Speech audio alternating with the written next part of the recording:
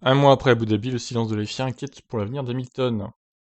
La fédération a-t-elle saisi les enjeux et les attentes?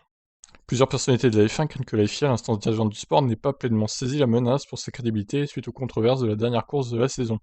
Cela fait un mois depuis la course d'Abu Dhabi et son final décidé par une voiture de sécurité et des procédures remises en question. Mais lorsqu'on lui a demandé le calendrier des conclusions de l'enquête ou les questions qu'elle cherchait à résoudre, la FIA a déclaré qu'elle n'était pas encore prête à répondre à ces questions.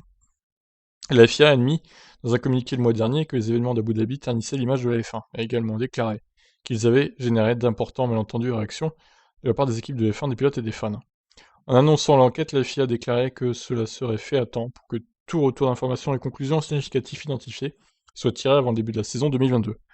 Le premier des deux tests débutera le 23 février, tandis que la course d'ouverture aura lieu à Bahreïn du 18 au 20 mars. L'avenir de Michael Masi est incertain en raison de sa gestion de la course qui est intervenue au terme d'une saison compliquée. Donc, comme on a vu tout à l'heure, sur l'organigramme, il apparaît plus.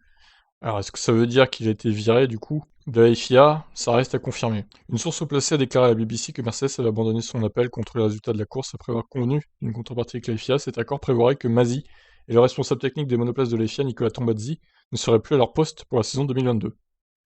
C'est ce qu'on a vu sur le graphique tout à l'heure, en tout cas. Bon, ils ont l'air de tenir parole. Cependant, Mercedes a évidemment rapidement démenti un tel accord en coulisses et insiste sur le fait qu'elle a abandonné son appel après avoir reçu l'assurance que le problème serait traité sérieusement et que des mesures appropriées seraient prises par la FIA. Le problème est donc aujourd'hui le silence total du côté de la fédération, auquel fait certainement écho Lewis Hamilton, n'ayant absolument rien déclaré ni posté sur les réseaux depuis le 12 décembre.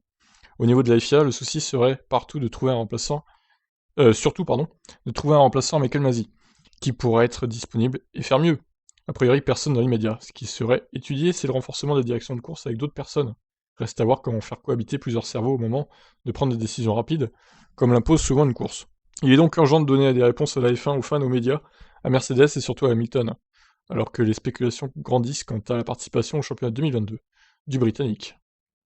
Voilà, donc à voir, à suivre. Peut-être que les choses vont s'accélérer vu que la FIA a publié son organigramme 2022. On verra ça de près, on va suivre ça de près, évidemment. Ciao, ciao.